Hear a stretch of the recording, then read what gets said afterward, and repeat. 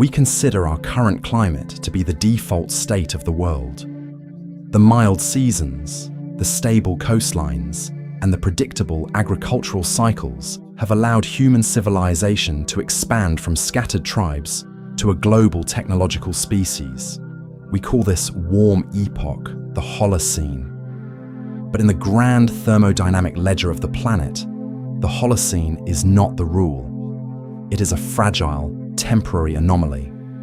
If we pull back the lens to view the last 1 million years of planetary history, a brutal and highly precise rhythm emerges from the data.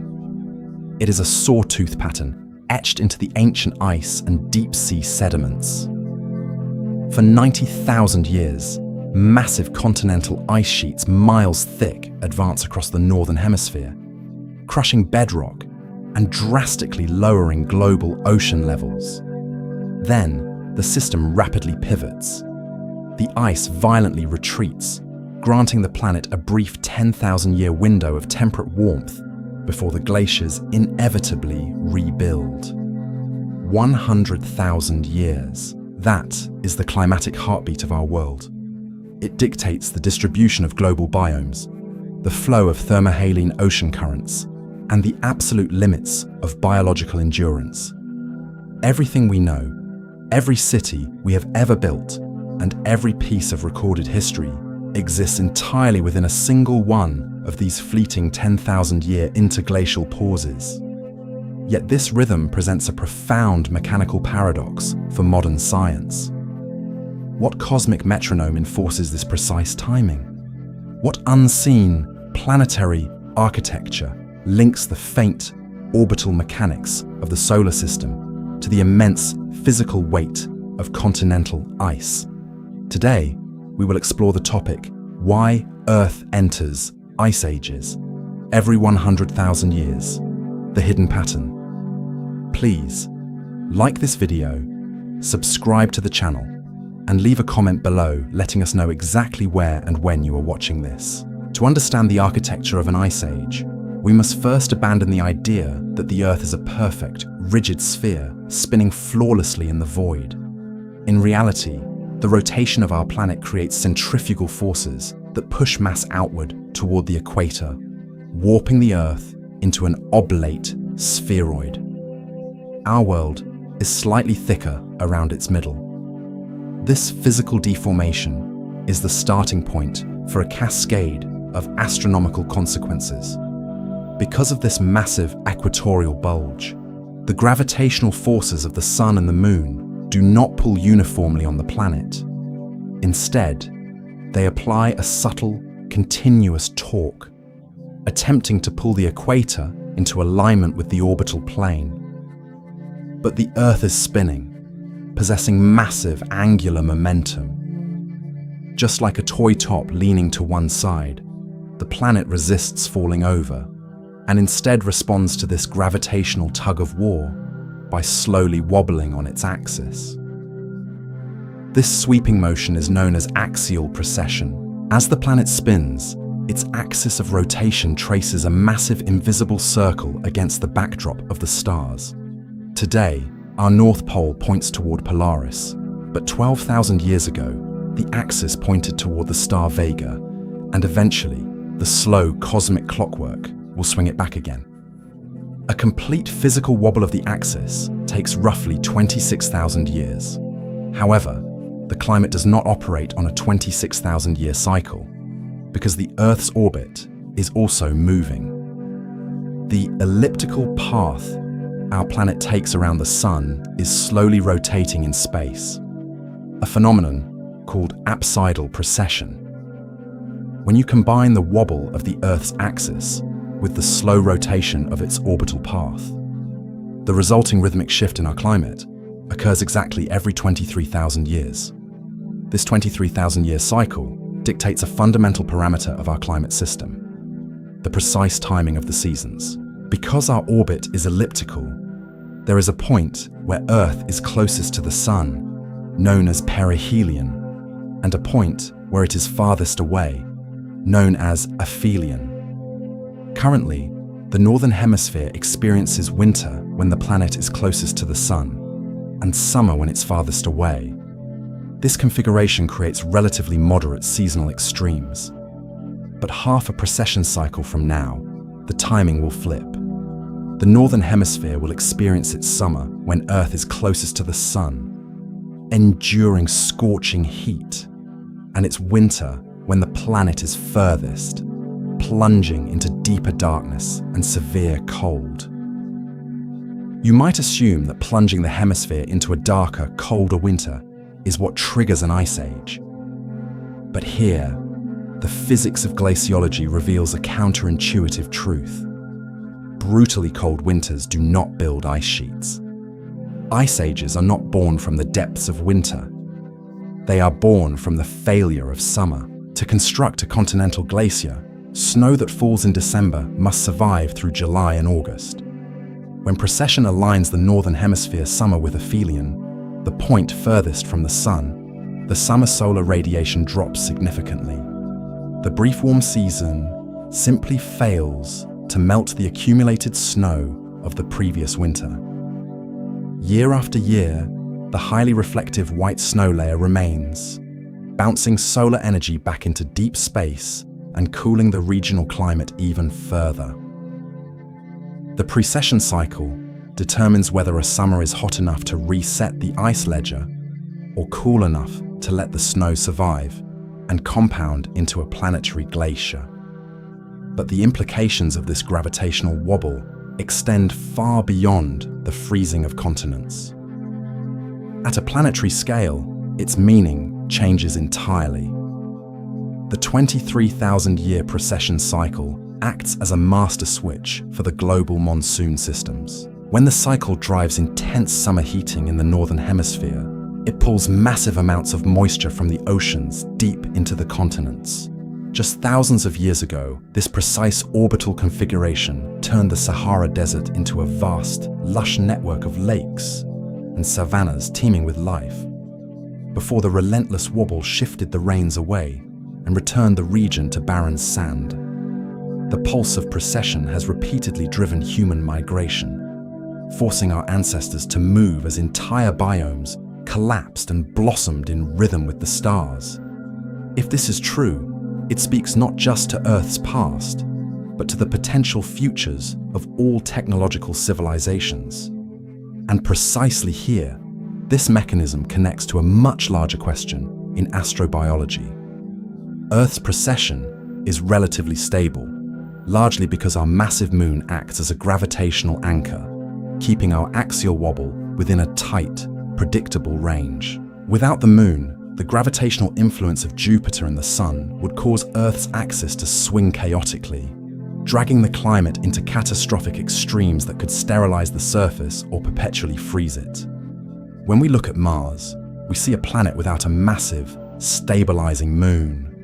Its axis fluctuates wildly over millions of years, violently shifting its climate zones and ensuring that any surface water or atmospheric stability is repeatedly annihilated. This leads to a profound realization: a highly specific orbital configuration, stabilized by a rare celestial companion, might be a prerequisite for the long-term climatic stability required for agriculture and technological ascent. The gentle 23,000-year wobble of Earth might be one of the critical filters determining which planets can birth advanced life, and which remain dead rocks tumbling through the dark. Yet, as powerful as precession is in dictating the timing of the seasons, this slow sweep of the planetary axis does not act alone. It is merely the first gear in a much larger cosmic clock, preparing the ground for forces of even greater magnitude.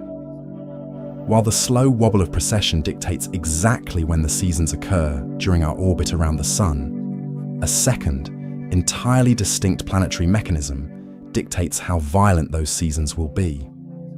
This is obliquity, the physical tilt of the Earth's axis relative to the plane of the solar system. Currently, our planet leans at an angle of 23.4 degrees. But this angle is not fixed. because of the complex gravitational interactions with Jupiter, Venus, and the other planetary bodies in our solar system, the Earth slowly rocks back and forth.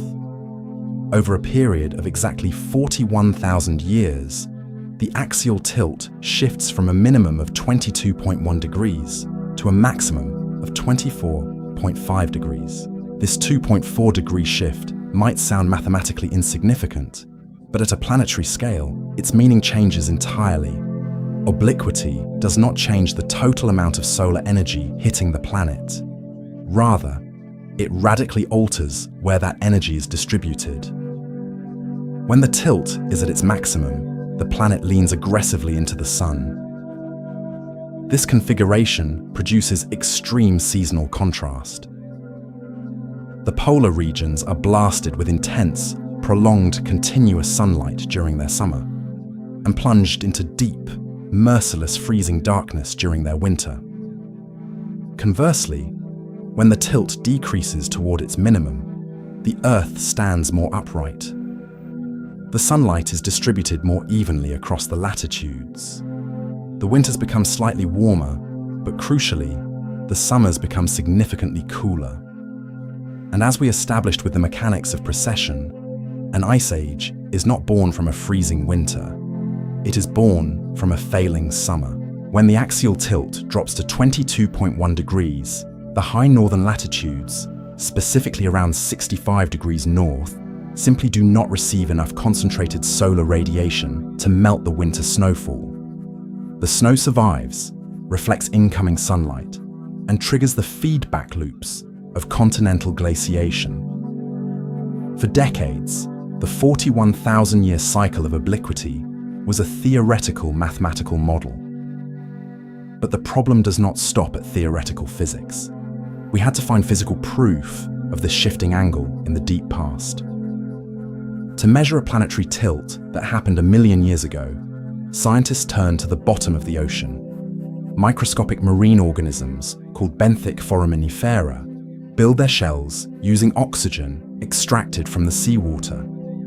When global ice sheets grow, they trap lighter oxygen isotopes, leaving the ocean heavily concentrated with heavier oxygen isotopes. When these organisms die, their shells fall to the abyssal plain, creating a layered chronological archive of global ice volume. When paleoclimatologists drill deep into these ocean sediments and analyze the chemical memory of these shells, they do not find random fluctuations.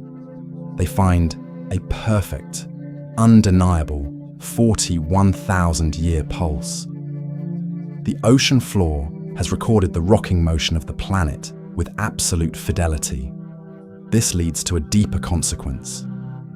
The fact that Earth only varies its tilt by 2.4 degrees is a profound anomaly. We can look outward to the rest of the solar system to see the devastating alternatives. The planet Uranus was likely struck by a massive object in its early history, knocking it completely on its side with an axial tilt of nearly 98 degrees. Its poles point almost directly at the sun. The result is a nightmare of atmospheric circulation, where one hemisphere is subjected to decades of continuous scorching daylight, while the other freezes in decades of absolute darkness. Even our neighbor Mars, lacking a large stabilizing moon, experiences chaotic shifts in its obliquity, with its tilt wildly fluctuating between 10 and 60 degrees over millions of years. This extreme mechanical instability guarantees that surface ice on Mars is constantly vaporizing and migrating, preventing any long-term atmospheric equilibrium. And precisely here, this geological and astronomical mechanism begins to connect to a much larger question. When we look at the universe through the lens of the Fermi paradox, wondering why the cosmos seems entirely silent, we must consider the fragile prerequisites for a technological civilization. Human agriculture, the foundation of all our modern societies, relies entirely on predictable, moderate, seasonal cycles. If the Earth's tilt fluctuated wildly like that of Mars, entire continents would alternate between boiling deserts and flash-frozen wastelands. complex biomes would not have the millions of years of stability required to evolve sophisticated neural networks. If this is true, it does not merely speak to the past of the Earth. It speaks to the future of every technological civilization. The search for extraterrestrial intelligence often focuses heavily on finding planets in the habitable zone, the right distance from a host star to support liquid water. But liquid water is useless if the planet's axial tilt throws its oceans into boiling and freezing extremes every few thousand years. A tightly constrained obliquity, locked in place by the perfect combination of gravitational forces, might be an overlooked great filter. We are alive not just because of where our planet sits in the void, but because of the remarkably gentle limits of how it rocks back and forth. We now have two gears in the cosmic clockwork, the 23,000-year wobble of precession and the 41,000-year rocking of obliquity. For millions of years, the Earth's massive ice sheets expanded and collapsed in perfect, harmonious obedience to this 41,000-year tilt. The evidence in the ocean floor is absolute. But then, an incomprehensible shift occurred. About 1 million years ago, the Earth suddenly stopped listening to the rhythm of its own axial tilt. The entire climate system broke its previous rules and began answering to an entirely different, much longer and much weaker astronomical force. While precession dictates the timing of the seasons and obliquity dictates their baseline intensity, there is a third, overarching master cycle that binds them together. We must step back from the spinning globe and look at the entire orbital track of the Earth. We are taught in school that the Earth orbits the Sun in a perfect circle, but this is an oversimplification. The path is an ellipse, and crucially, the shape of that ellipse is not permanent. Over a period of roughly 100,000 years, the orbital path of the Earth stretches from being nearly circular to slightly elongated, and then slowly breathes back in again. This gradual deformation of the orbital track is known as eccentricity. The Earth does not possess the mass to alter its own trajectory in the void of space. This 100,000-year stretching is inflicted upon us by the invisible gravitational architecture of the outer solar system. Jupiter is over 300 times more massive than the Earth. Saturn is almost 100 times more massive. Every time these gas giants sweep past us in their distant, lumbering orbits, their immense gravitational fields reach across the inner solar system and gently pull on the Earth. Over tens of thousands of years, these microscopic gravitational tugs accumulate, slowly dragging the orbital path of the Earth outward into an oval, before orbital dynamics snap it back into a more circular shape. You might logically assume that pulling the Earth further away from the Sun would drastically reduce the total amount of solar energy hitting the planet, plunging us instantly into an ice age. But this is where the raw mathematics present a stunning contradiction. Even at its most stretched, the maximum eccentricity of our orbit changes the total annual solar radiation hitting the planet by less than 0.2%. It is a thermodynamic whisper. A fraction of a percent of sunlight is simply nowhere near enough raw thermal energy to freeze the oceans or bury entire continents under 3 miles of solid ice. But the problem does not stop at total energy. At a planetary scale, its meaning changes completely. Eccentricity does not trigger ice ages by simply turning down the Sun. Rather, it acts as a cosmic amplifier for the other orbital cycles. When the orbit is perfectly circular, the Earth remains at a relatively constant distance from the Sun all year long. In this state, the precession wobble we discussed earlier barely matters, because the Sun is always at the same distance. But when the orbit stretches into an extreme ellipse, the distance between the closest approach to the Sun and the furthest retreat becomes massive. Suddenly, the 23,000-year wobble of the axis is magnified. If the northern hemisphere summer occurs exactly when the highly elliptical orbit carries the Earth millions of miles away from the Sun, the summer heat fails catastrophically. The snow from winter survives, the ice builds, and the planetary climate collapses. Eccentricity acts as the volume dial that dictates how intensely the other planetary cycles are felt. Furthermore, changing the shape of the orbit changes the speed of the planet itself. As the Earth swings close to the Sun, the intense gravitational pull accelerates the planet, whipping it quickly through the warmer inner phase of its orbit. But as it travels outward toward the distant edge of the ellipse, it slows down dramatically.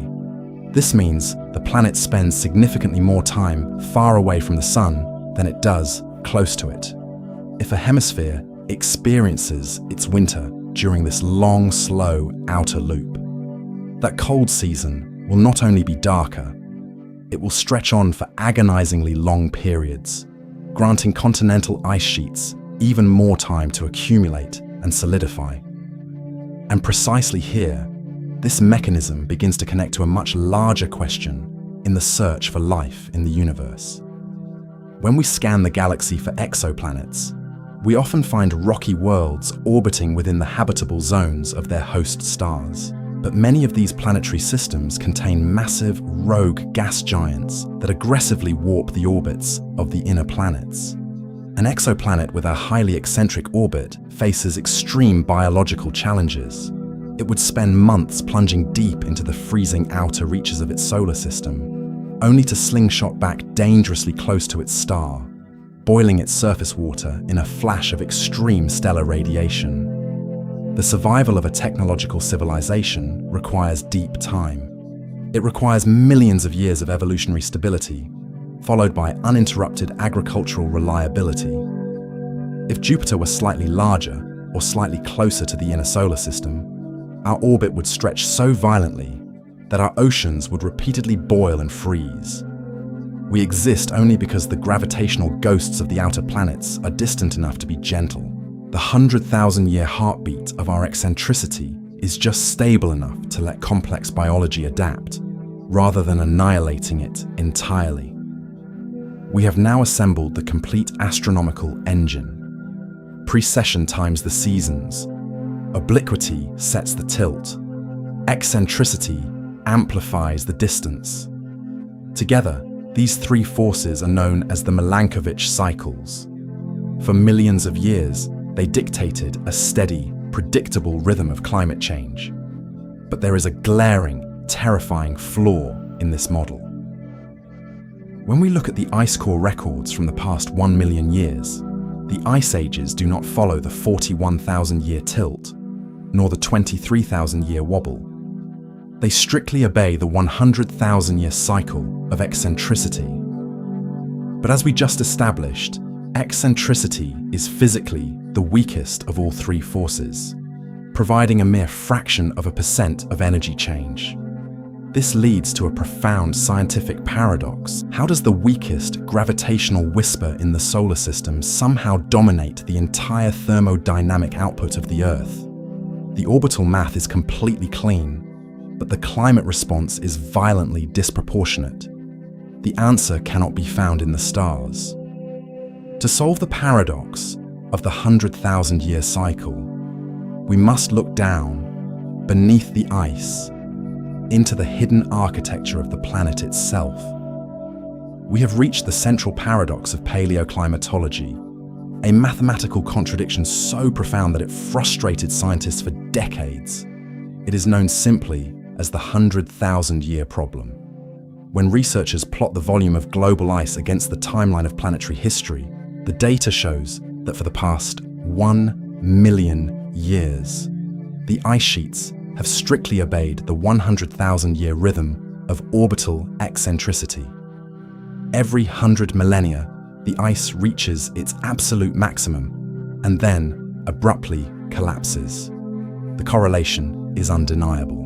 But when physicists calculate the raw thermal energy involved, the entire model seemingly breaks down. In planetary science, we use the term astronomical forcing to describe the amount of external energy applied to a system, and climate response to describe how the planet reacts to that energy. According to the laws of thermodynamics, the response should be proportional to the forcing, but eccentricity violates this fundamental expectation. As the Earth's orbit stretches from a circle to an ellipse over 100,000 years, the total annual solar radiation hitting the top of our atmosphere changes by roughly 0.15%. It is a thermodynamic whisper.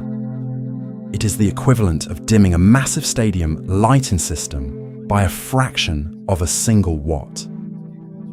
This tiny fluctuation in solar energy is physically incapable of freezing an ocean or building continental ice sheets 3 miles thick. A 0.15% drop in sunlight cannot overcome the immense thermal inertia of the Earth's oceans, which hold vastly more heat than the atmosphere. The mathematical deficit is staggering. We are looking at a planetary response that is thousands of times larger than the astronomical forcing that supposedly caused it. But the problem does not stop at raw energy calculations. If we look at the other Milankovitch cycles, the mystery deepens. The 23,000-year wobble of precession and the 41,000-year shift of axial tilt both produce significantly larger regional changes in solar radiation than eccentricity does. Logically, the climate should follow the stronger solar signals. Yet, for the last million years, the Earth has largely ignored the loud, high-energy inputs of its own tilt and wobble, and instead chosen to march to the beat of the weakest, most insignificant gravitational pulse in the solar system. How does a microscopic change in solar geometry become the dominant architect of the global climate? To solve this, we must abandon linear thinking. The Earth is not a simple machine where a small push results in a small movement. It is a highly complex, non-linear chaotic system balanced on a series of critical thresholds. In a non-linear system, energy does not simply add up, it cascades. Imagine a massive boulder perched precisely on the edge of a cliff. The force required to push it over the edge is infinitesimally small compared to the kinetic energy released when it finally falls. The weak orbital stretching of eccentricity does not provide the energy to freeze the world. Rather, it acts as a very specific, perfectly timed trigger that hits the thermodynamic tipping points of the planet. It gently nudges the boulder. The sheer violence of the ensuing ice age is entirely generated by the internal mechanisms of the Earth itself. The signal comes from the stars, but the power supply comes from within. This leads to a far deeper consequence regarding how we understand habitability in the cosmos. When astronomers search for exoplanets, they map the habitable zone, calculating the precise distance from a host star where a rocky planet receives just enough radiation to maintain liquid water. But the 100,000-year paradox of Earth proves that stellar distance calculations are vastly insufficient. Raw solar energy is merely a baseline.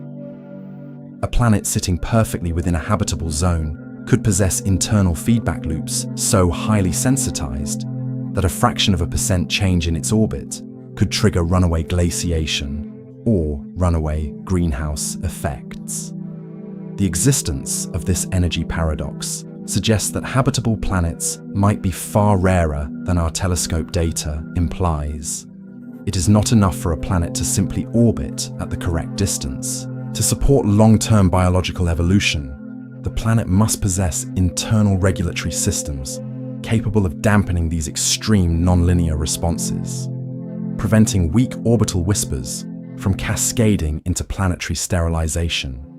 We survive on Earth, not because our solar energy is perfectly constant, but because our planet somehow navigates these extreme tipping points without permanently freezing over. Yet, this realization immediately forces an even more complex question. If the 100,000-year cycle is essentially a trigger mechanism, exploiting the non-linear instability of the Earth, it begs to be asked, Has the planet always been this unstable? If we look further back into the deep geological record, beyond 1 million years ago, the data reveals something highly disturbing. For millions of years prior to our current era, the Earth did not care about the 100,000-year cycle of eccentricity. It followed the 41,000-year cycle of its axial tilt, perfectly matching the physics of energy forcing.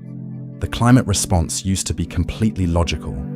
The ice advanced and retreated in small, manageable 41,000-year steps. Then, exactly 1 million years ago, the rules of the planet were suddenly rewritten. The Earth stopped responding to the strong 41,000-year solar pulse and began violently amplifying the microscopic 100,000-year whisper. The oceans cooled, the ice sheets grew thicker than ever before, and the modern era of extreme prolonged ice ages began. The astronomical forces in the solar system did not change during this time. The orbits of Jupiter and Saturn remained exactly the same.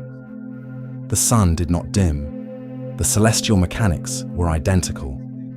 Therefore, the catastrophic shift in the rhythm of the ice ages was not caused by space. Something inside the Earth itself fundamentally broke or permanently altered, changing how the planet translates solar radiation into ice. We call this mysterious event the Mid-Pleistocene Transition. And to understand what happened 1 million years ago, we must look at the physical friction between the creeping glaciers and the bedrock of the continents they were trying to crush. For millions of years before the Great Shift, our planet operated under a highly logical, mathematically symmetrical regime. Throughout the early Pleistocene epoch, the Earth dutifully obeyed the 41,000-year cycle of its axial tilt. Every 41 millennia, the ice sheets advanced across the continents and then predictably retreated in a polite, manageable waltz. The planetary climate response perfectly matched the gravitational forcing applied by the solar system. If you were an extraterrestrial observer monitoring the Earth during this ancient epoch, you would likely conclude that the planetary climate was a completely solved equation, a stable system locked in a permanent, steady rhythm. Then, beginning roughly 1.2 million years ago, the biological and geological history of the Earth began to stutter. The precise 41,000-year pulse became increasingly erratic. The ice sheets hesitated, failing to retreat when the orbital clock dictated they should. Over a grueling, chaotic span of 400,000 years, an event known to modern science as the Mid-Pleistocene Transition completely rewired the thermodynamic circuitry of the globe. When the planetary climate finally stabilized again around 800,000 years ago, the old rhythm was completely dead. The Earth had locked itself into the brutal, prolonged 100,000-year cycle of eccentricity that we experience today. The ice ages did not just become longer, they became massively deeper, fundamentally colder, and extended their physical reach drastically further south, crushing entire landscapes that had previously remained untouched by glaciation. But the most unsettling aspect of the Mid-Pleistocene transition is what did not happen. There was no cosmic cataclysm to trigger this massive shift. No rogue planetary body passed through the outer solar system to warp our orbital mechanics. The Sun did not suddenly change its baseline luminosity. Jupiter and Saturn continued their distant, methodical orbits precisely as they had for billions of years prior. The astronomical engine pumping energy into the Earth was completely unchanged. Yet, the planetary response was radically, permanently transformed. To explain how a planet can suddenly change its own rules, physicists look toward the complex mechanics of nonlinear resonance. A planetary climate system acts very much like a massive mechanical oscillator, such as a tuning fork or the steel cables of a suspension bridge. Every oscillator has a natural resonant frequency. For millions of years, the Earth resonated harmoniously with the 41,000-year frequency of its own shifting tilt.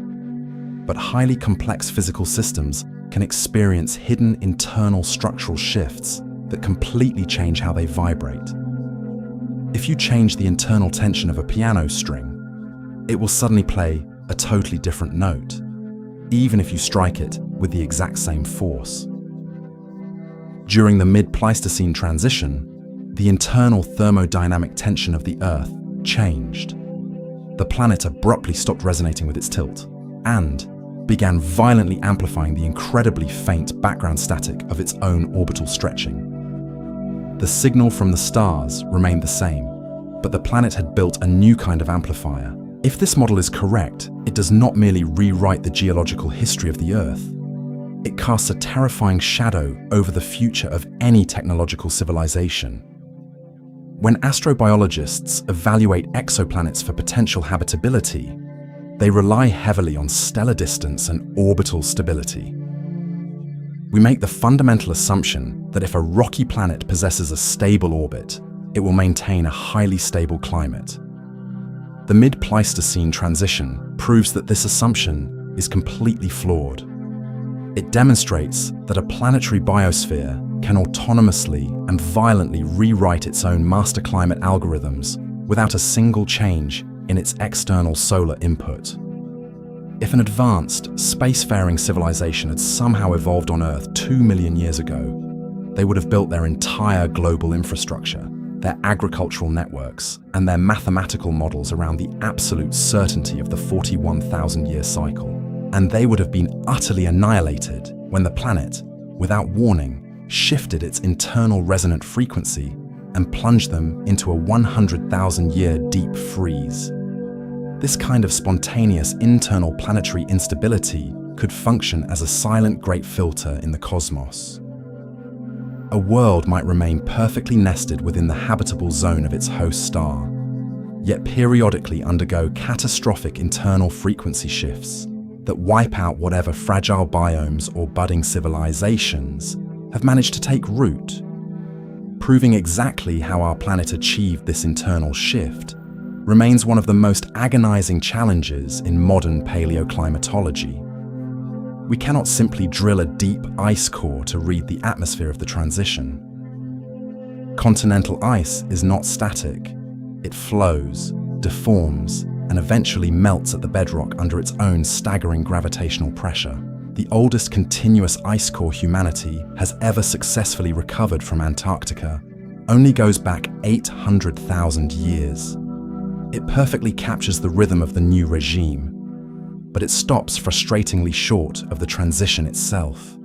The physical memory of the atmosphere during the exact moment the Earth changed its mind has been completely erased, ground into subglacial water, and flushed into the southern oceans. Because the direct atmospheric evidence is gone, scientists must read the faint chemical echoes left behind in the dark, abyssal plains of the ocean floor. By painstakingly analyzing the isotopic signatures locked inside microscopic fossilized shells buried deep within sea mud, researchers can reconstruct the total volume of global ice over millions of years. The mud confirms with absolute certainty that the shift was real and that it was permanent. But the ocean sediments cannot easily tell us why the tuning fork of the planet suddenly changed its pitch. If the sky did not change and the solar radiation remained constant, the answer to the Mid-Pleistocene Transition must lie within the physical structure of the Earth itself. The planet had to somehow alter its own mechanical capacity to hold on to massive quantities of ice. To understand how a climate system can suddenly decide to build continental glaciers 3 times thicker than it ever had before, we must look away from the stars, away from the deep ocean trenches, and focus our attention on the violent, grinding, physical friction occurring exactly at the invisible boundary where the bottom of the ice sheet meets the crust of the Earth. To resolve the mystery of the Mid-Pleistocene Transition, we must stop looking up at the orbital mechanics and start looking entirely downward, focusing on the hidden, violent interface where the bottom of a continental glacier meets the crust of the Earth.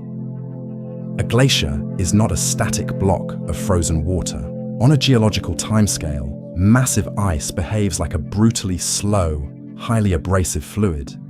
Gravity relentlessly pulls the ice outward from its center, and as it flows, the fundamental physics of its movement are dictated entirely by the material it is sliding across.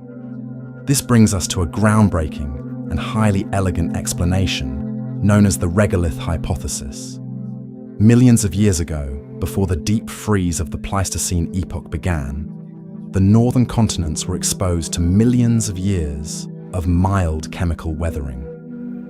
This prolonged exposure created a massive layer of soft, broken, heavily decomposed rock and soil known as regolith. Across North America and Eurasia, this layer of unconsolidated debris was tens of meters thick. When the first series of ice ages began, the glaciers did not form on hard stone. They formed on this thick, spongy layer of regolith. From a mechanical standpoint, regolith saturated with subglacial meltwater acts as a highly effective planetary lubricant. When a massive ice sheet sits on top of this wet, muddy layer, it experiences very little basal friction. The ice is allowed to slide rapidly outward, spreading its mass across the continent. Because it is flowing outward so efficiently, the ice sheet remains structurally thin. And because it is thin, its surface remains at lower altitudes, entirely within the warmer layers of the lower atmosphere. Consequently, when the 41,000-year orbital cycle tilted the Earth back toward the Sun, the resulting summer heat was more than sufficient to melt these thin, low-elevation ice sheets completely. The planet reliably wiped the slate clean every 41 millennia. But the glaciers were not just sliding, they were actively engineering the surface of the planet. With every advance and retreat, the flowing ice acted like a continental-scale bulldozer. It systematically sheared off the top layers of the regolith, grinding the soft rock into fine powder and pushing it southward. Over the course of dozens of glaciations, the ice was slowly excavating its own foundation. Then, roughly 1 million years ago, the bulldozers ran out of soft dirt.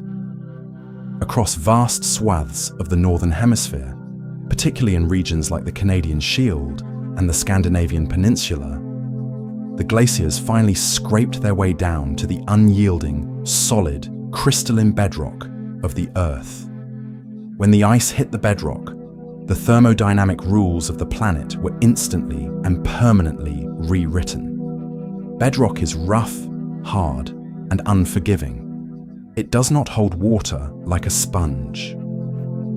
When an ice sheet attempts to flow over a continental shield of solid granite, it faces an immense wall of basal friction. The ice can no longer easily slide outward, but the snow continues to fall and the mass continues to accumulate. Stripped of its ability to spread horizontally, the ice has no choice but to stack vertically.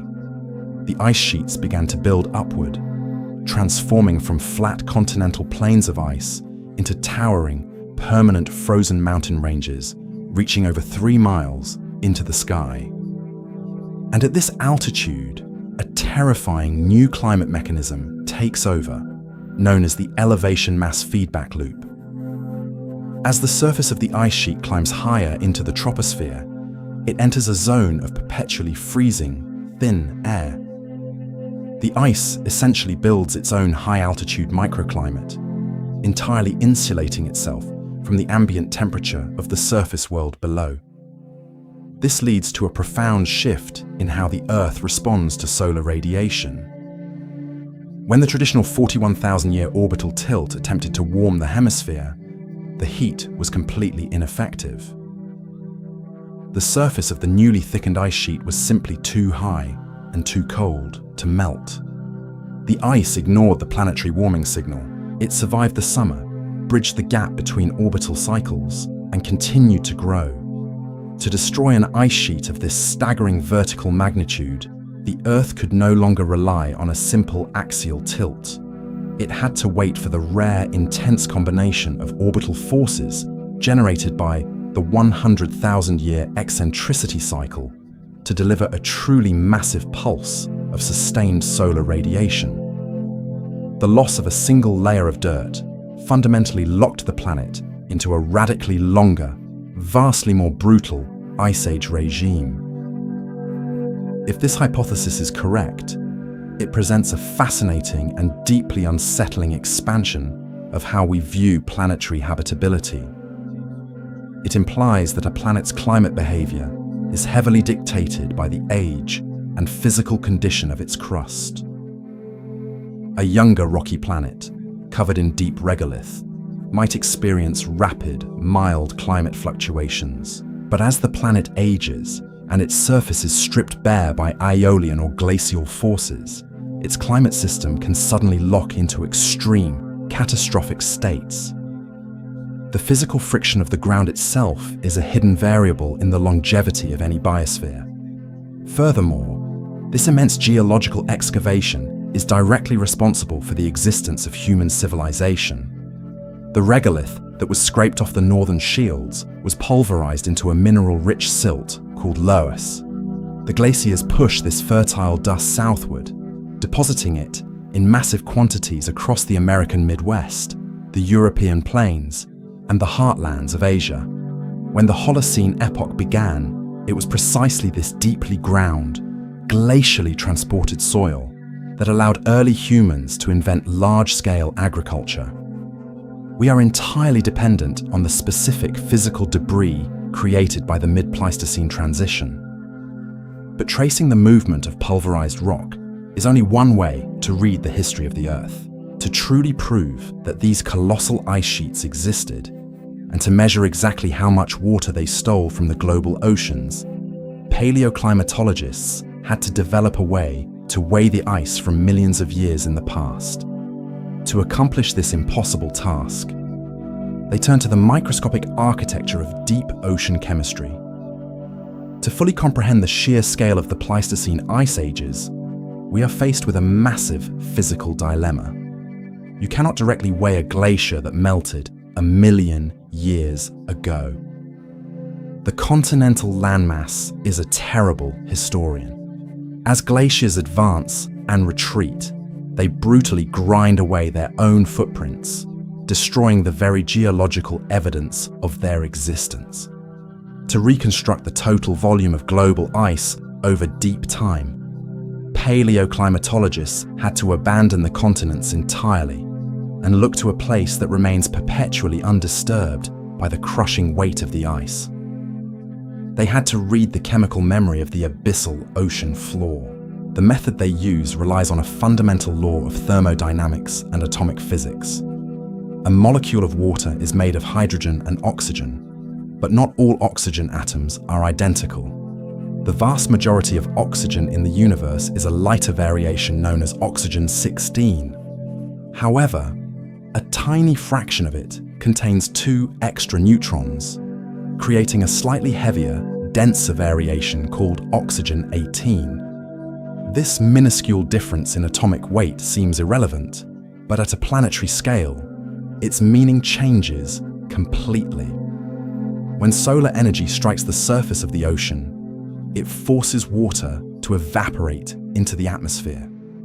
Because oxygen-16 is physically lighter, it requires slightly less thermal energy to break the surface tension and become a gas. Therefore, the water vapor floating in the Earth's atmosphere is heavily enriched with the lighter oxygen-16, leaving a slightly higher concentration of the heavier oxygen-18 behind in the liquid ocean. Under normal, warm planetary conditions, this evaporated water falls as rain over the continents, flows into the rivers, and eventually returns to the ocean, maintaining a perfectly balanced isotopic ledger. But an ice age fundamentally breaks this water cycle.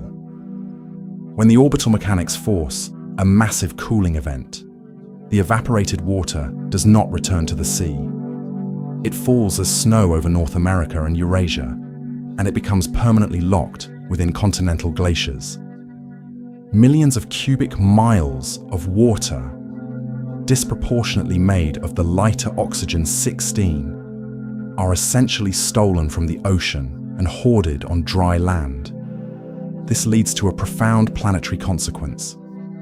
As the ice sheets grow thicker, the global ocean physically shrinks, and the remaining seawater becomes highly concentrated with the heavier oxygen-18. The ratio between these two isotopes in the ocean is a direct mathematical mirror of how much ice is currently sitting on the continents, but a chemical ratio suspended in seawater leaves no permanent record on its own. To capture this data, we rely on one of the most prolific and microscopic architects of the natural world.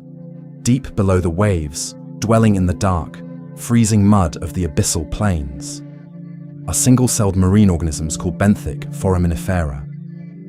To survive, these organisms continuously absorb elements from the surrounding seawater to construct their microscopic calcium carbonate shells. They are entirely blind to the shifting orbital mechanics in the sky above, yet they diligently incorporate the exact ambient ratio of oxygen-16 to oxygen-18 into their biological architecture. When these organisms die, their microscopic shells sink into the deep sea mud. Layer by microscopic layer, year after year, for tens of millions of years, they build an uninterrupted chronological archive of the global climate. Today, highly specialized research vessels position themselves in the open ocean and drill steel pipes thousands of feet into the seabed, extracting long cylinders of this ancient mud. By dissolving these microscopic shells in laboratories and analyzing the oxygen isotopes with mass spectrometers, scientists can precisely trace the sawtooth rhythm of the ice ages. They can literally weigh the ancient continental glaciers by reading the chemical composition of microscopic shells buried at the bottom of the sea. But the problem does not stop at simple chemical extraction. In science, very few proxies are perfect, and here we encounter a significant limitation of the model. The way a benthic foraminifera builds its shell is not solely dictated by the isotopic ratio of the water.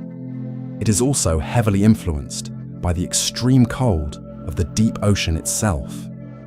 Deep sea temperatures fluctuate during an ice age, and this temperature change alters the chemical absorption rates of the organism. For decades, scientists struggled with a frustrating blurred line, trying to mathematically disentangle how much of the chemical signal was caused by massive ice volume and how much was simply caused by colder water.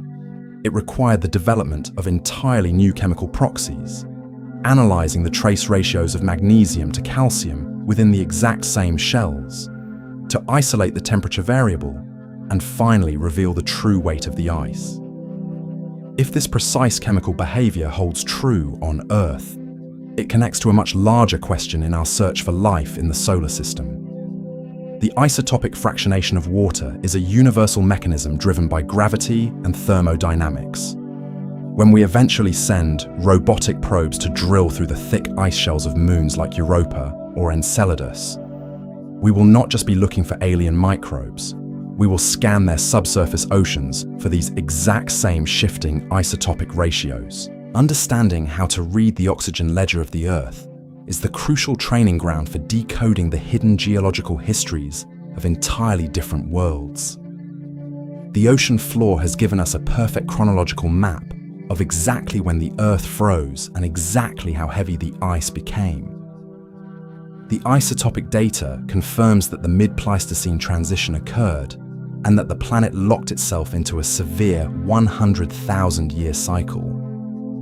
But knowing the mass of the ice is only half of the equation. The ocean mud can tell us what happened, but it cannot fully explain the atmospheric machinery that allowed the planet to get so incredibly cold.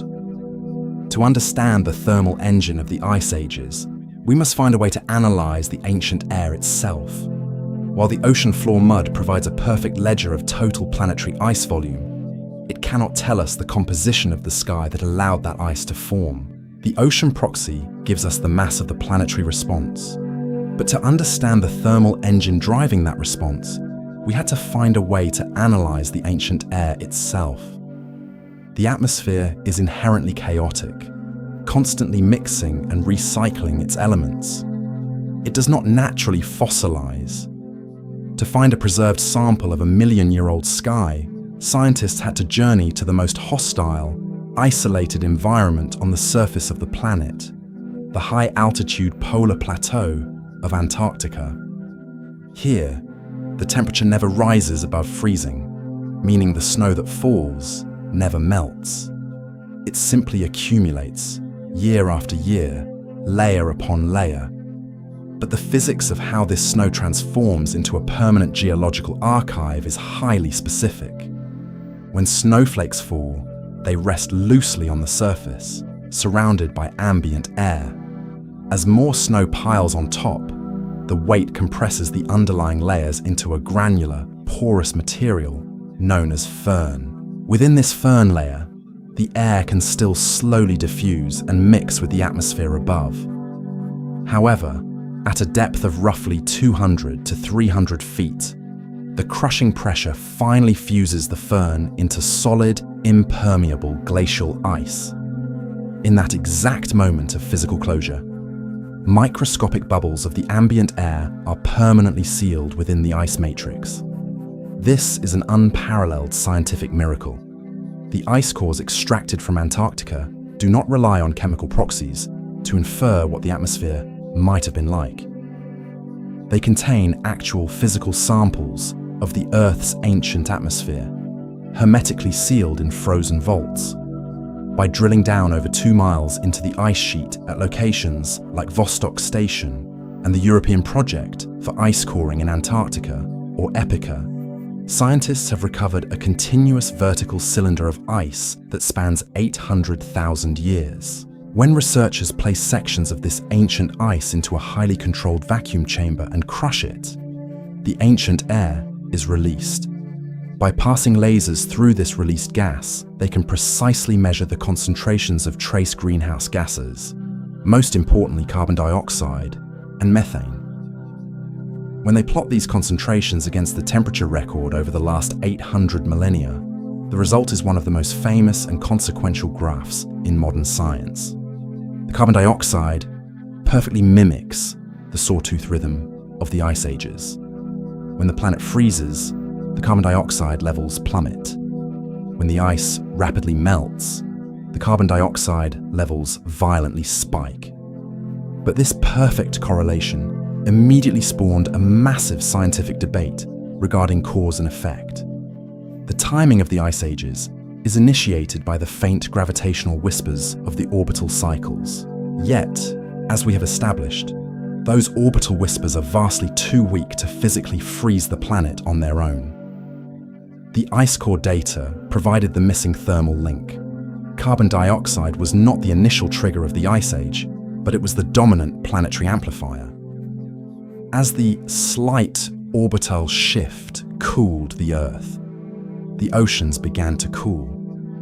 Cold water can absorb and hold significantly more dissolved gases than warm water. Therefore, the cooling ocean actively inhaled carbon dioxide out of the atmosphere, stripping the planet of its thermal insulation, which drove the temperatures even lower, creating a devastating positive feedback loop.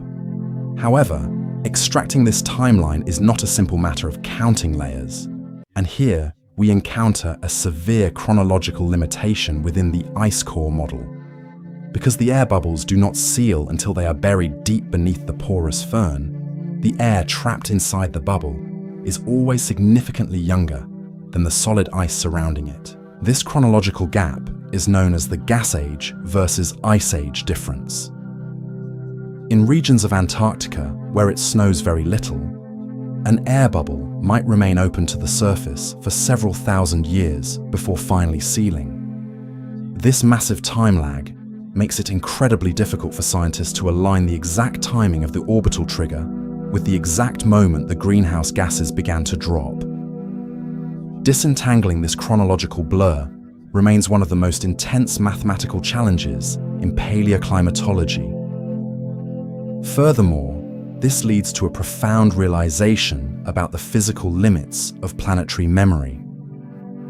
The Epica ice core stops at roughly 800 millennia. We desperately need ice older than 1 million years to perfectly capture the atmosphere during the Mid-Pleistocene Transition, when the climate shifted from a 41,000-year cycle to the 100,000-year cycle. But the Earth is actively destroying that evidence. An ice sheet 2 miles thick acts as a massive thermal blanket. The crust of the Earth radiates geothermal heat from the decay of radioactive isotopes deep within the mantle. This heat slowly warms the bedrock. Because the immense pressure of the overlying glacier actually lowers the melting point of water, the very bottom of the Antarctic ice sheet is constantly melting away. The oldest, most crucial climatic memories of the planet are continuously being erased by the geothermal heat of the Earth itself, flushing the ancient atmospheric bubbles into dark, subglacial lakes. If we apply this mechanism to the broader cosmos, it reveals how rare a preserved planetary history truly is.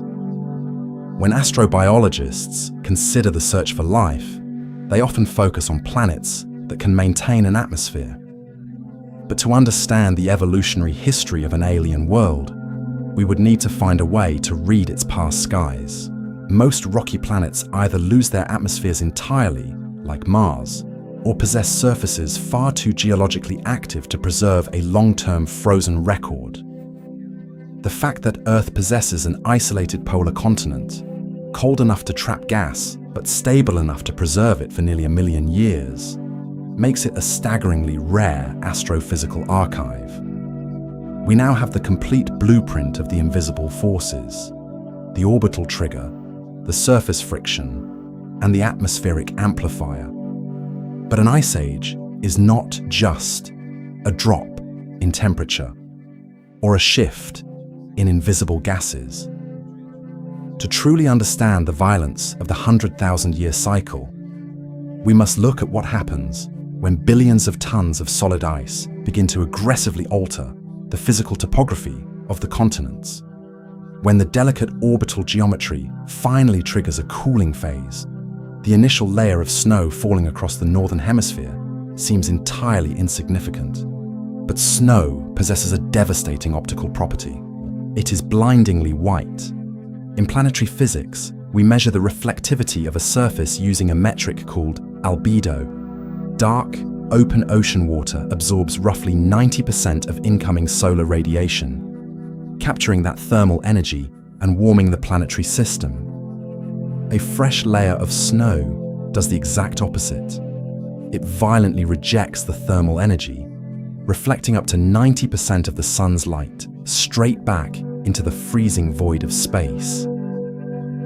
This optical rejection creates a vicious, self-sustaining, mathematical loop. As the planet cools, more snow survives the summer. The more snow that accumulates, the wider the white surface area becomes. The whiter the planet becomes, the more solar energy is deflected, driving the regional temperatures even lower. This is the ice albedo feedback loop, and it is one of the most aggressive thermodynamic engines in the solar system. At a planetary scale, the implications of this albedo feedback are absolute. If we look deep into the geological past, hundreds of millions of years before the Pleistocene epoch, the Earth experienced periods where this optical loop spiraled completely out of control.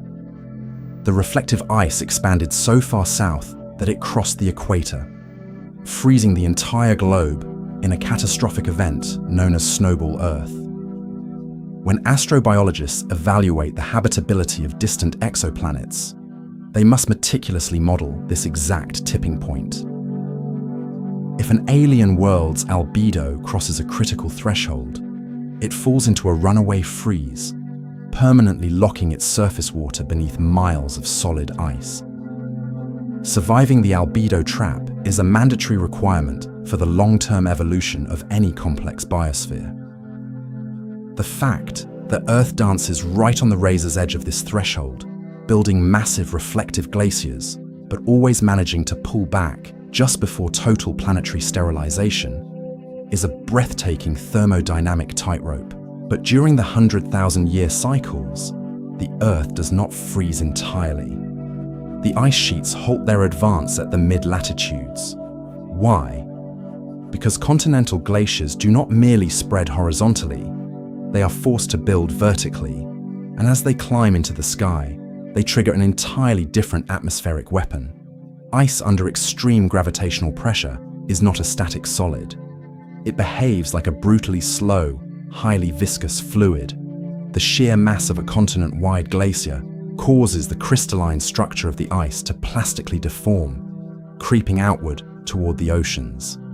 But as we established earlier, the hard bedrock of the northern continents provides immense friction.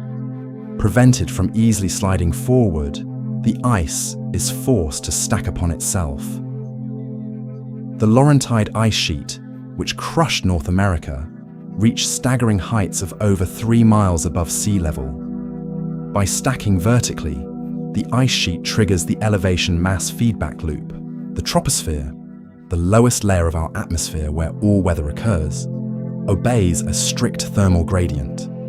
For every 1,000 feet you climb, the air temperature drops significantly due to decreasing atmospheric pressure. This is the environmental lapse rate. When a continental ice sheet thrusts its surface 3 miles into the sky, it physically enters a zone of perpetually thin, deep freezing air. This leads to a profound consequence. The glacier effectively builds its own high-altitude, synthetic mountain range, entirely insulating its surface from the ambient temperature of the continent below it. It creates an impenetrable atmospheric fortress. When the shorter orbital cycles occasionally tilt the Earth back toward the Sun, providing a burst of summer warming, the ice sheet simply ignores the planetary signal. The solar radiation hits the surface of the ice, but because that surface is sitting 3 miles high in the freezing upper troposphere, the heat is completely neutralized by the extreme altitude. The summer is no longer strong enough to melt a glacier that has successfully engineered its own high-altitude microclimate. The planetary impacts of this 3-mile-high physical barrier are devastating. A mountain range of solid ice spanning from the Atlantic to the Arctic does not just cool the air, it violently reroutes it. The sheer physical bulk of the Laurentide ice sheet was so massive that it physically split the polar jet stream in half, fundamentally altering global atmospheric circulation. Rain systems that normally water the northern forests were deflected deep into the tropics, starving distant ecosystems and turning vast regions of the planet into hyper-arid dust bowls. Human evolution was forged in the shadow of these towering walls of ice, forcing our ancestors to constantly migrate as the glaciers relentlessly rearranged the global weather grid. The ice has weaponized the atmosphere. It uses the albedo effect to reject the sun, and the elevation effect to insulate itself from the warming Earth. According to the mathematics of these two feedback loops, an ice sheet of this magnitude should be completely invincible. Once established, it should continue to perpetually reflect light and maintain its freezing altitude forever. Yet, the deep ocean mud and the Antarctic ice cores prove that these colossal structures do inevitably collapse, and they do so with sudden, terrifying speed. If the atmosphere and the sun cannot destroy the ice, the mechanism of its ultimate destruction must be hidden deep underground. To defeat a 3-mile-high fortress of solid ice, the Earth does not attack from above. The atmosphere and the sun have been neutralized by the extreme altitude and the blinding albedo. The destruction of the continental glaciers is engineered from below, dictated by the hidden thermal architecture of the planet's interior. We must abandon the illusion that the ground beneath our feet is a rigid, permanent structure. In the context of deep geological time, the Earth's crust is nothing more than a thin, flexible membrane floating on top of a highly viscous ocean of superheated rock. When the Laurentide and Eurasian ice sheets reach their maximum extent, they contain billions of tons of frozen water. This unimaginable concentration of mass exerts a terrifying physical toll on the planet. The lithosphere, the solid outer shell of the Earth, simply cannot support the weight. Slowly, over tens of thousands of years, the bedrock begins to yield. It bends, deforming downward, pushing deep into the asthenosphere, the semi-fluid layer of the upper mantle. This process is known as isostatic depression. The physics of this deformation are brutal and mathematically precise. For every 3 feet of ice stacked on the surface, the solid rock of the continent is forced downward by roughly 1 foot. When an ice sheet reaches 3 miles in height, it depresses the continental crust by an entire mile. The landmass is physically pushed down into the mantle of the planet, displacing billions of tons of deep subterranean rock, which slowly flows outwards like thick honey to accommodate the invading ice. But this geological yielding creates a fatal thermodynamic flaw for the glacier. In the previous phase of the cycle, the ice sheet protected itself by growing vertically, elevating its surface into the freezing upper troposphere. However, as the immense weight of the ice eventually forces the entire continent to sink, the absolute elevation of the glacier's surface is dragged down with it. The impenetrable high-altitude microclimate is slowly lowered back into the denser, warmer layers of the lower atmosphere. The fortress sinks into the kill zone. This structural collapse sets the stage for a violent planetary termination. The ice sheet is now sitting precariously at a lower, warmer altitude, its defense mechanisms compromised. It is mathematically waiting for the orbital cycles to align. When the 100,000-year eccentricity cycle finally stretches the Earth into a position that amplifies the summer heat, the sunken glacier is defenseless. The surface ice begins to melt. But the true destructive power of this mechanism lies in a massive physical mismatch in timing, a concept physicists call phase lag. Ice melts at the speed of thermodynamics, turning into water relatively quickly under concentrated solar radiation. But rock flows at the agonizingly slow speed of geological mechanics. As the top layers of the ice sheet melt away, reducing the weight on the continent, the Earth's crust does not immediately bounce back. The highly viscous mantle rock takes thousands of years to flow back underneath the continent. This creates a catastrophic runaway feedback loop. The ice is melting, becoming thinner, but the ground beneath it remains deeply depressed in a massive continental scale bowl. Because the crust is stuck in this sunken position, the surface of the rapidly thinning ice sheet drops even lower into the warm atmosphere, accelerating the melting process exponentially. What took 90,000 years to slowly build is violently annihilated in less than 10,000 years. The slow, creeping, viscous flow of the deep mantle fundamentally guarantees that once the melting begins, the glacier cannot save itself. We do not have to rely on mathematical models to prove this phenomenon. We can observe its ghost in real time today. Even though the massive ice sheets over North America and Northern Europe melted 10,000 years ago, the asthenosphere is still slowly flowing back. Entire regions, such as the Hudson Bay in Canada and the Scandinavian Peninsula, are currently experiencing isostatic rebound. The solid land is physically rising out of the ocean at a rate of up to 1 inch per year. This agonizingly slow geological recovery triggers deep crustal earthquakes far away from any tectonic plate boundaries, a delayed seismic echo of the crushing weight of the Pleistocene ice. And precisely here, this planetary mechanic connects to a much larger question regarding the lifespan of technological civilizations across the universe. The violent termination of an ice age requires a geologically active planet.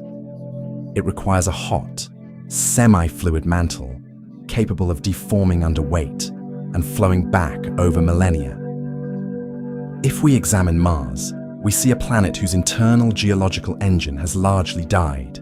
Its mantle has cooled and solidified. If a massive ice sheet were to form on a geologically dead planet, the crust would not deform. The ice would remain permanently at high altitude, locked in its freezing fortress, forever deflecting the sun. This suggests a profound astrobiological prerequisite for long-term habitability. A planet must possess a hot, active interior, not just to drive plate tectonics or generate a magnetic field, but to physically break the deadlock of runaway glaciation. The slow, molten flow of the deep Earth acts as the ultimate thermal fail safe for the biosphere. Without the flexibility of a living, heated mantle, a planet cannot wake up from an ice age. The resilience of human civilization and our current 10,000-year window of agricultural stability is entirely dependent on the fact that the rocks miles beneath our feet are hot enough to bend. However, the isostatic sinking of the continents and the orbital alignment of the Sun only provide the physical trigger and the atmospheric vulnerability. The actual mechanism that rapidly clears the ice away, transferring heat across the globe and actively melting millions of cubic miles of frozen water, is driven by an entirely different planetary system. The Earth had to mobilize its oceans. The atmosphere is a highly visible stage, but it is a surprisingly small actor in the grand thermodynamic theater of the carbon cycle. The true governor of the planetary climate, the system that actually holds the power to lock the Earth into a 100,000-year deep freeze, is the global ocean. To understand how the Earth physically strips carbon dioxide out of the sky, we must look at the fundamental relationship between liquid water and gas. When water cools, the kinetic energy of its molecules decreases, allowing it to dissolve and hold significantly larger quantities of gases. As the orbital forcing of the Milankovitch cycles initiates a global cooling phase, the surface waters of the Earth become progressively colder. Simply by chilling, the ocean begins to aggressively inhale carbon dioxide from the atmosphere. But this surface absorption is only the first step. To sustain a severe ice age, the Earth cannot just hold the carbon at the surface, where it could easily escape back into the air. It must bury it in the abyss.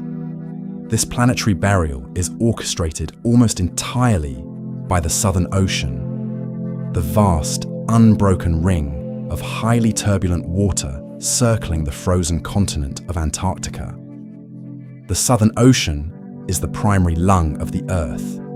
Here, the fierce, unobstructed westerly winds drive the Antarctic circumpolar current, creating highly complex zones of oceanic upwelling and downwelling. Cold, highly saline water formed near the freezing ice shelves acts as a massive conveyor belt, plunging toward the ocean floor and carrying billions of tons of dissolved carbon dioxide into the dark, crushing depths. But the mechanism does not stop there.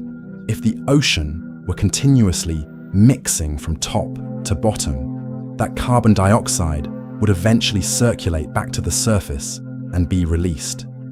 To build a permanent ice age, the Earth must seal the vault. It achieves this through a powerful physical process known as ocean stratification. In a warmer climate, the ocean mixes relatively easily, distributing nutrients and heat. But during a deep glacial period, the thermal and chemical architecture of the water column radically changes. The formation of massive sea ice around Antarctica extracts fresh water, leaving behind ultra-cold, highly saline brine that is incredibly heavy. This dense water sinks to the very bottom of the ocean basins. Meanwhile, slightly fresher, marginally warmer water forms a distinct layer above it.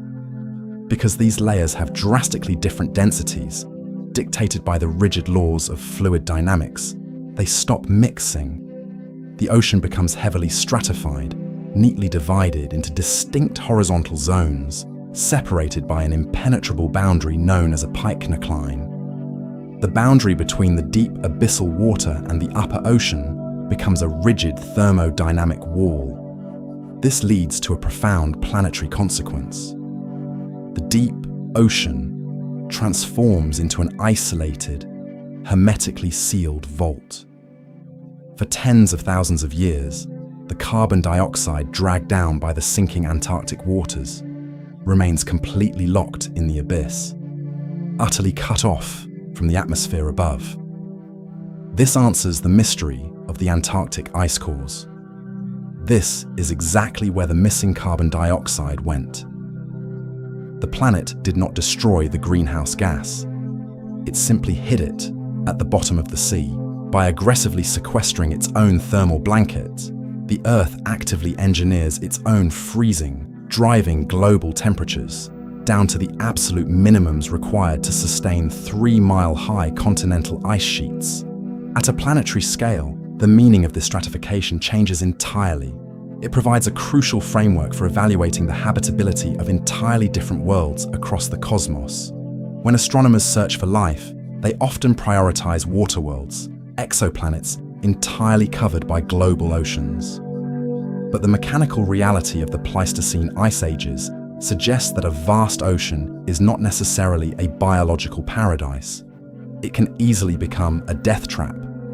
If an exoplanet possesses a global ocean that is permanently stratified, lacking the seasonal temperature shifts or the complex continentally driven currents required to mix its layers, its deep waters will become a stagnant, toxic tomb. The active, rhythmic layering and unlayering of the Earth's oceans is a vital planetary heartbeat that recycles carbon and prevents total ecological collapse.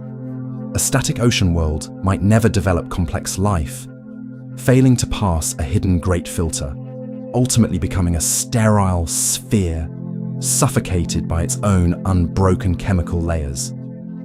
Yet, on Earth, this stratification is completely dependent on the delicate balance of the orbital cycles. The sheer physical tension of holding trillions of tons of carbon dioxide in the deep ocean cannot be sustained forever. When the slow, 100,000-year eccentricity cycle finally stretches the Earth into a warmer orbital alignment, the physical boundaries of the ocean begin to weaken. The retreating sea ice alters the salinity of the surface water. The shifting thermal gradients cause the planetary wind belts to migrate southward. The fierce westerly winds begin to aggressively churn the surface of the Southern Ocean, physically dragging the deep, heavy water upward. And precisely here, this mechanism connects directly to the violently rapid termination of the ice ages. When the ocean layers finally mix, the vault is breached. The deep, carbon-rich water is pulled directly to the surface, where it warms and aggressively exhales its trapped carbon dioxide back into the atmosphere. This is the source of the sudden, massive greenhouse gas spike recorded in the ice cores. The Earth is not merely passively warming from the sun, it is actively releasing a chemical amplifier that it spent 90,000 years stockpiling. This colossal oceanic exhalation acts as a thermodynamic blowtorch, rapidly accelerating the melting of the continental ice sheets. But physics and fluid dynamics alone do not tell the whole story of the Southern Ocean. The mechanical sinking of cold water is immensely powerful. But during an ice age, the Earth also employs a biological army to help strip the sky of its carbon. To understand how the ocean achieves its maximum carbon storage capacity, we must look to the microscopic forest of the sea and the violent global dust storms that feed them from halfway across the world. The sheer volume of frozen water locked within continental ice sheets fundamentally alters the global hydrological cycle. As sea levels plummet by hundreds of feet, vast expanses of continental shelves are exposed to the open air. Simultaneously, the immense high-pressure systems sitting atop the glaciers brutally suppress rainfall across the mid-latitudes.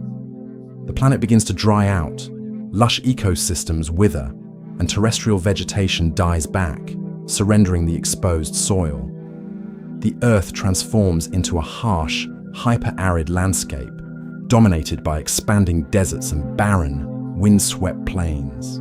This global desiccation sets the stage for a massive geological delivery system. Without the stabilizing roots of vast forests and grasslands, the exposed topsoil and the finely pulverized rock scraped away by the advancing glaciers are left completely defenseless against the atmosphere. Ferocious, unfiltered winds, accelerated by the severe temperature gradients of the Ice Age, sweep across these barren landmasses. They pick up millions of tons of mineral-rich dust, carrying it high into the troposphere. In the southern hemisphere, the fierce westerly winds completely strip the expanding deserts of Patagonia, blowing vast clouds of pulverized rock thousands of miles out over the turbulent waters of the Southern Ocean. This dust is not merely dirt. It is a highly concentrated payload of essential minerals, most notably iron. To understand why this matters, we must look at a deep biological paradox within the Southern Ocean. Today, oceanographers classify this region as a high-nutrient, low-chlorophyll zone. The freezing, upwelling waters are packed with nitrogen and phosphorus, the primary building blocks of life. Yet, despite this massive abundance of nutrients, the ocean surface remains surprisingly barren. The microscopic marine plants, the phytoplankton, cannot fully utilize the nitrogen because they are severely starved of a single trace element required for photosynthesis. They are desperately lacking iron. When the glacial dust storms from Patagonia finally settle over the ocean, they rain thousands of tons of microscopic iron particles directly into the starved surface waters. This triggers a biological explosion of incomprehensible scale. The previously dormant phytoplankton suddenly have their missing catalyst. Across millions of square miles of the Southern Ocean, massive, dense algal blooms erupt. Trillions of single-celled organisms rapidly multiply, turning the dark, freezing waters into a vast, aggressively growing biological forest. But the problem does not stop at a mere population explosion of marine algae. This biological awakening completely rewrites the chemical balance of the atmosphere. To fuel their rapid multiplication, these phytoplankton must photosynthesize, and to photosynthesize, they must inhale carbon dioxide from the surrounding water. As the organisms consume the dissolved gas, the ocean's surface becomes depleted, forcing it to absorb even more carbon dioxide from the sky above to maintain chemical equilibrium. The phytoplankton are effectively vacuuming the greenhouse gas out of the Earth's atmosphere at a staggering rate. When these short-lived organisms die, their biological role transitions into a geological one. Their microscopic carbon-heavy bodies sink into the abyss in a continuous gentle rain known as marine snow. Because the deep ocean is already stratified and sealed from the surface, as we established earlier, this organic carbon is permanently trapped in the dark depths, eventually settling into the abyssal mud. This mechanism, known as the biological pump, works in perfect tandem with the physical sinking of cold water. Together, the physics of fluid dynamics and the biology of phytoplankton successfully strip the sky of its thermal insulation, plunging the planet into the deepest, coldest depths of the 100,000-year cycle. We know this violent sequence of events is accurate because the Earth kept a meticulous, frozen receipt. When scientists analyze the deepest layers of the Antarctic ice cores, they do not just find trapped bubbles of ancient air. They find physical layers of ancient dirt. The data reveals a flawless, undeniable correlation. The layers of ice that contain the highest concentrations of terrestrial dust perfectly match the exact moments when atmospheric carbon dioxide plummeted to its absolute minimums. The dirtier the ice, the colder the planet. The geological dust storms and the biological ocean blooms operated in perfect synchronization. This intricate relationship has sparked intense debate in modern climate science regarding the limits of our own engineering. If iron fertilization cooled the planet in the Pleistocene, some researchers argue that humanity could artificially dump fleets of iron-rich vessels into the ocean today to trigger massive blooms and absorb anthropogenic carbon dioxide. But at a planetary scale, the meaning of this intervention changes completely. Modern oceanographic models suggest that artificially forcing this biological pump could trigger toxic algal blooms, severely deplete deep ocean oxygen levels, and devastate marine food webs. The natural cycle is a slow, deeply balanced mechanism honed over millions of years, not a quick atmospheric fix that can be replicated safely in a single century. Furthermore, if this biological dependency holds true, it forces us to reconsider the longevity of biospheres across the galaxy. When we search for habitable exoplanets, we often dream of serene, perfectly blue water worlds. But a planet completely covered in oceans has no exposed continents. It has no deserts, no wind-blown dust, and therefore no mechanism to deliver iron to its open seas. Without the ability to trigger a massive biological drawdown of carbon, a pure water world might slowly succumb to a runaway greenhouse effect, suffocating under an ever-thickening atmosphere.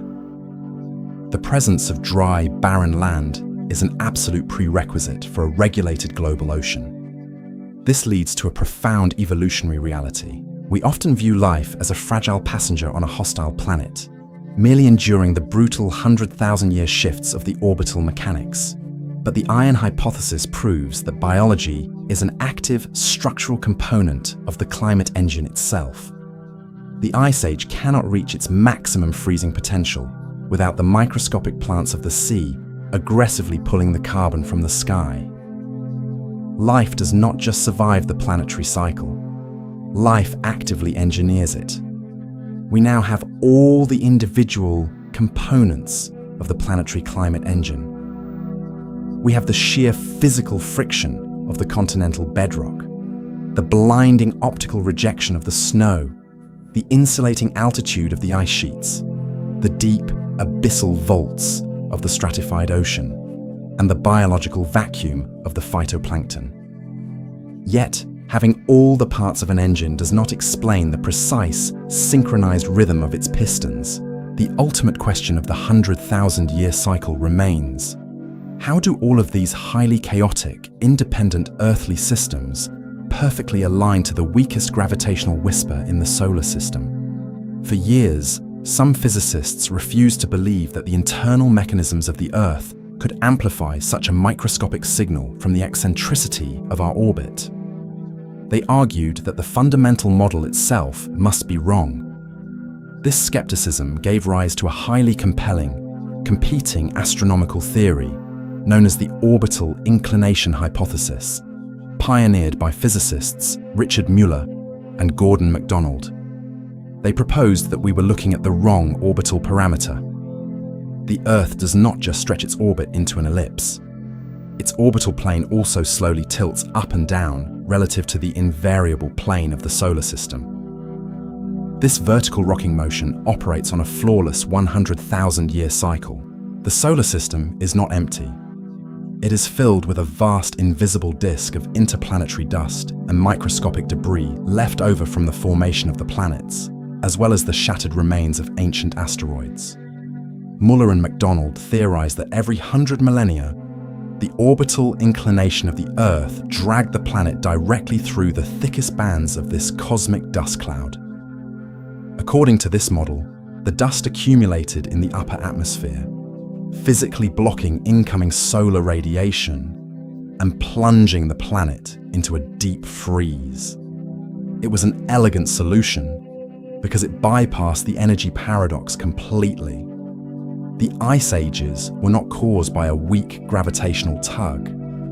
They were caused by a massive, recurring extraterrestrial eclipse.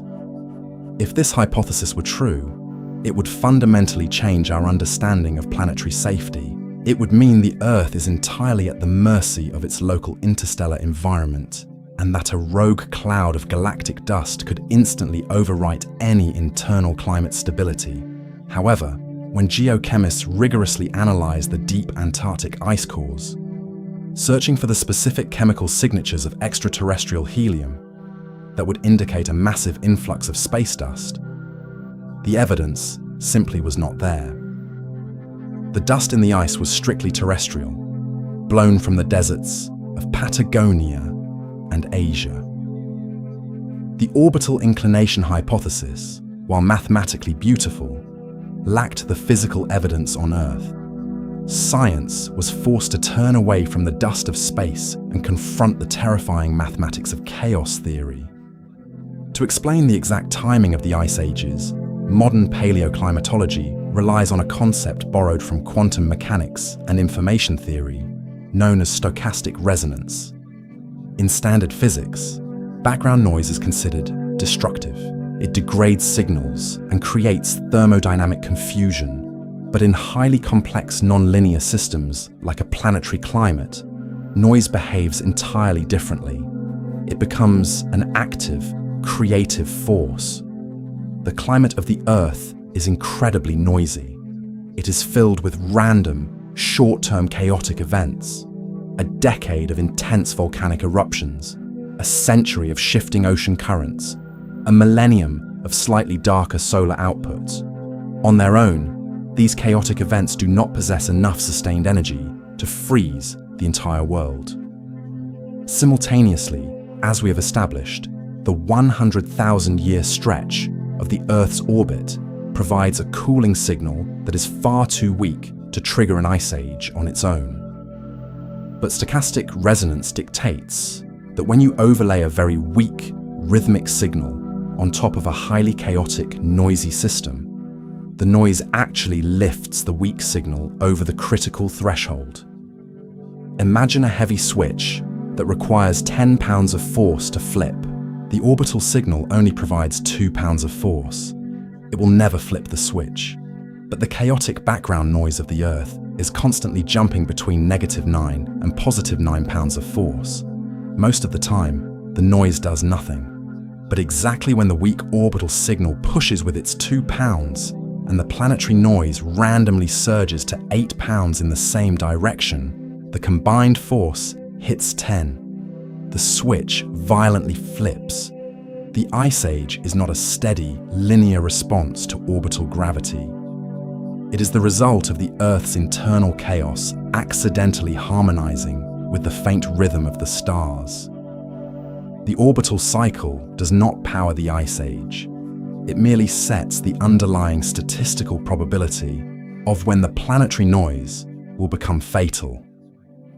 This leads to a deeply profound consequence regarding how the different mechanisms of the Earth communicate with one another. If the climate flips through stochastic resonance, the entire system must eventually synchronize, a phenomenon known as phase locking. The slow physical grinding of the continental ice sheets, the deep sinking of the ocean waters, and the biological blooms of the phytoplankton all operate on their own internal physical timescales. Left to their own devices, these systems would wander out of sync, creating a completely random, unpredictable climate history. Instead, the weak 100,000-year orbital signal acts as a planetary pacemaker. It sends a faint rhythmic pulse through the entire Earth system, forcing the ice, the oceans, and the biosphere to lock their independent chaotic cycles to the celestial clock. They become a synchronized orchestra, playing a brutally heavy symphony, conducted by the distant gravity of Jupiter and Saturn. At a planetary scale, the meaning of this synchronization alters our perception of the Fermi paradox and the search for extraterrestrial intelligence. A habitable planet is not simply a rock with liquid water. A truly habitable world must possess a highly specific internal architecture capable of phase-locking its own chaotic noise to the stable rhythms of its solar system. If an exoplanet lacks this resonant capability, its internal noise will tear its climate apart. It will suffer random, catastrophic freezes and runaway heating events. preventing the millions of years of stable predictability required to evolve a technological species. The Great Filter might not be an external cataclysm. It might be the mathematical failure of a planet to synchronize its own internal chaos. The Earth's successfully phase locks to the orbital pacemaker, slowly and methodically, building its continental glaciers over 90,000 grueling years. The mathematics of the cooling phase are incredibly patient. But the mathematics of the warming phase are completely different. When the orbital pacemaker eventually strikes the opposite beat, the synchronized system does not slowly unwind. It violently shatters.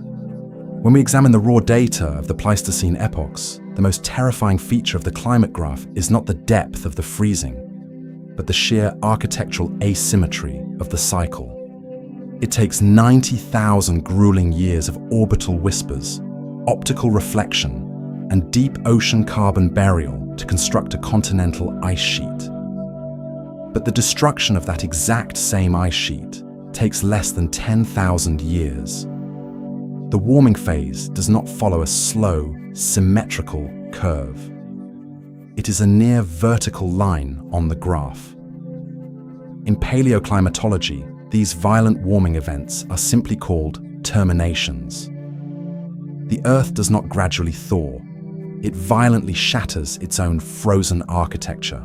To understand why the collapse is so incredibly fast, we must look at the physical phase changes of water. When the orbital eccentricity cycle finally aligns to deliver a concentrated pulse of summer solar radiation, the surface of the 3-mile-high glacier begins to melt. This phase change instantly weaponizes the albedo effect against the ice. Liquid water is dark.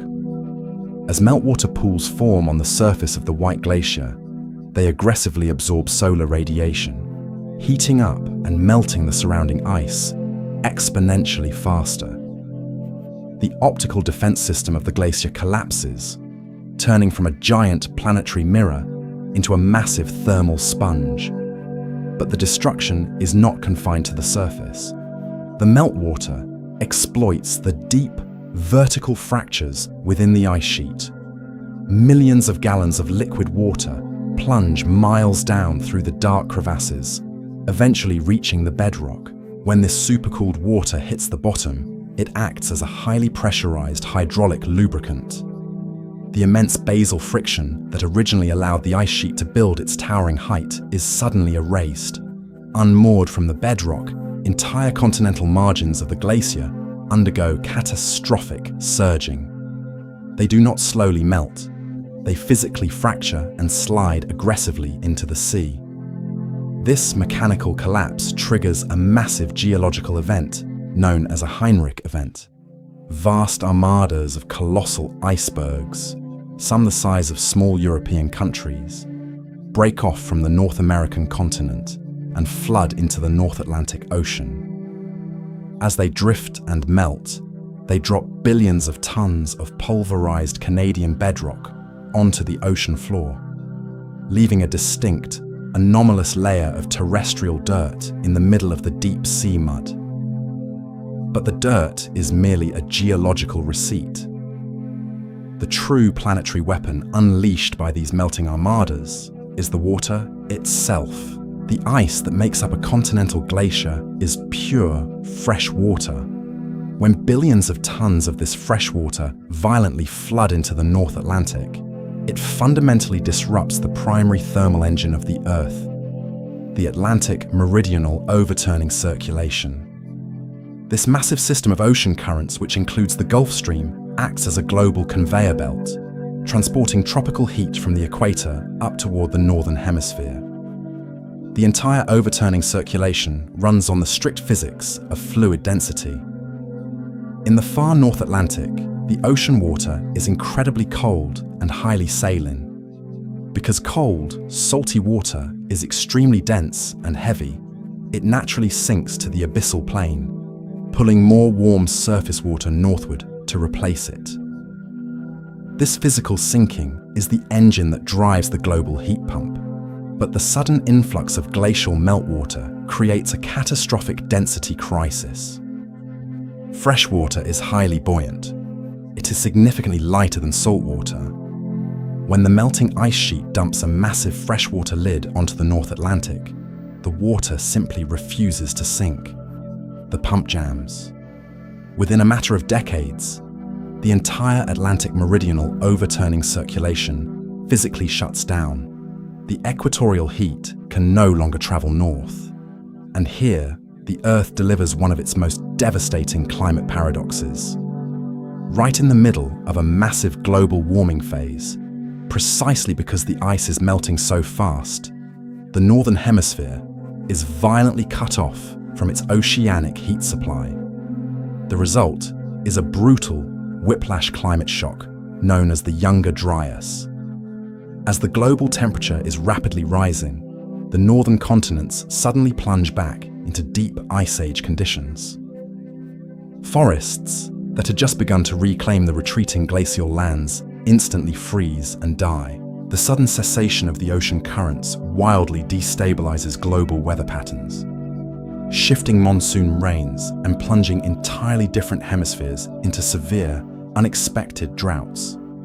The Earth attempts to warm up, but its own melting ice triggers a secondary cardiovascular collapse of the global ocean. If this highly volatile mechanism is accurate, it drastically narrows the survival parameters for any developing civilization in the cosmos. When astrobiologists model the habitability of exoplanets, they must account for the fragility of global ocean currents.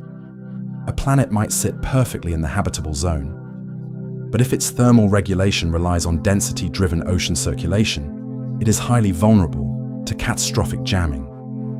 A sudden influx of fresh water, whether from melting poles or massive planetary storms, could shut down the exoplanet's heat distribution, triggering wildly erratic, civilization-ending temperature swings. A stable climate requires more than just water. It requires that water to continuously and reliably sink. The human species survived the whiplash of the Younger Dryas by the narrowest of margins. Our ancestors endured the sudden freezing of the Northern Hemisphere, waiting out the centuries until the freshwater finally mixed. The density gradients restored themselves, and the ocean conveyor belt slowly restarted.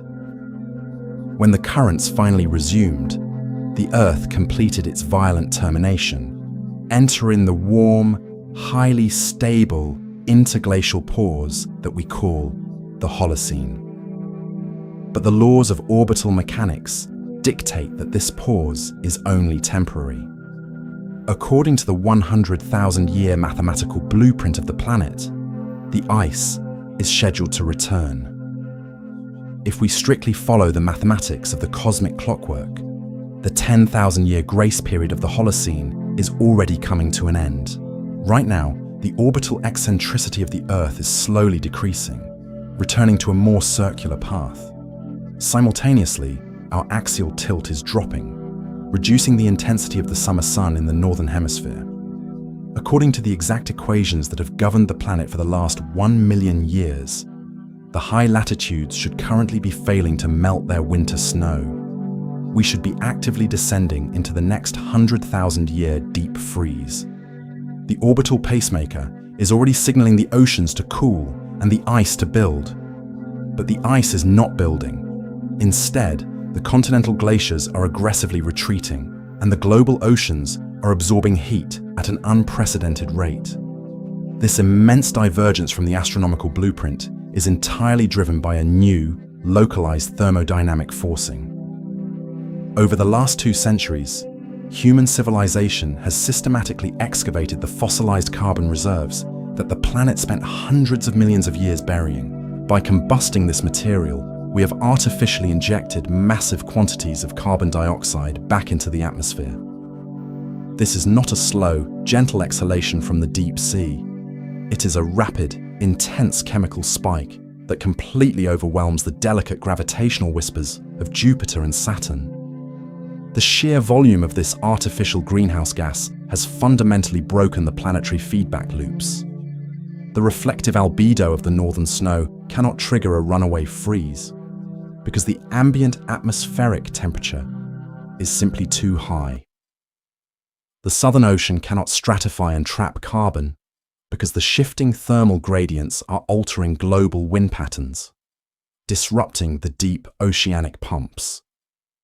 Modern paleoclimatology models reveal a staggering consequence. Human emissions have not just warmed the current century, they have completely cancelled the next geological epoch. Even if all industrial emissions ceased immediately, the long atmospheric lifespan of carbon dioxide dictates that the Earth will skip its scheduled glaciation, delaying the return of the ice for at least another 50,000 to 100,000 years. At a planetary scale, the meaning of this cancellation changes everything. It signifies a fundamental transition in the classification of the Earth. For billions of years, the climate was a passive system, dictated by the geometry of the solar system, the friction of the bedrock, and the slow biology of microscopic plankton. Today, the Earth is an engineered world. The primary driver of the global thermostat is no longer astronomical, it is technological. We have effectively decoupled the climate from the stars, and precisely here, this anthropogenic intervention connects to the ultimate question of the Fermi paradox. When we look out into the silent universe, searching for advanced civilizations, we must consider the thermodynamic threshold they all must face. Any technological species that evolves during a temporary, fragile interglacial window will inevitably face the return of their planetary ice. To survive deep time, that civilization must eventually learn to intentionally manipulate its own atmospheric chemistry, overriding the orbital mechanics of its homeworld to prevent being crushed by advancing glaciers. The ability to artificially break an ice age cycle might be a mandatory evolutionary leap. The Great Filter may not be the discovery of industrial power, but rather the mastery of planetary climate regulation. A successful civilization must inevitably transition from a fragile passenger of the orbital cycles to the deliberate architect of its own biosphere. If they fail to control their atmospheric injections, they burn. If they fail to break the astronomical cycles, they freeze. The 100,000-year rhythm of the ice ages is a testament to the supreme sensitivity of the Earth. It shows us how a microscopic wobble in the void of space can cascade into miles of solid ice, driven by the physics of deforming bedrock, reflecting snow, and biological ocean pumps. Human civilization emerged directly from the friction of that brutal grinding cycle. We are the children of the Pleistocene deep freeze, but we have now severed the very cosmic mechanism that shaped our evolution.